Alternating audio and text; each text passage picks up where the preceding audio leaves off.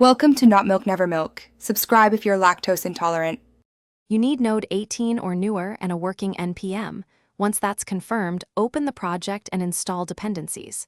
Start by running npm-sci to get exact versions, or npm install if you changed packages. While that runs, check package. JSON for Discord.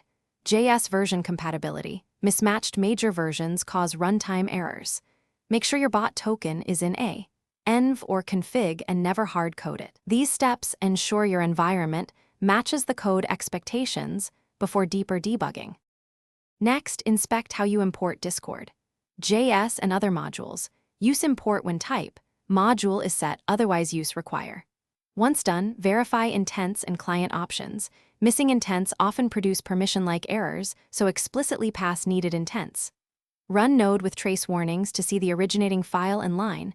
This helps pinpoint whether an undefined property or a removed method is the culprit.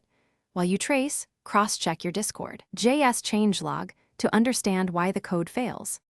Now apply targeted fixes.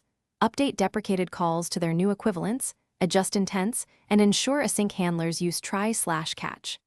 After modifying package, JSON or code, run npm-sci and restart the bot so changes take effect. Then test commands step by step. If something still breaks, make a minimal reproduction repository that reproduces the error and use detailed console logs or stack traces to isolate the cause. One key tip: revert to a previous working commit to compare behavior. Thanks for watching. If this was helpful, leave a like and consider subscribing. See you next time.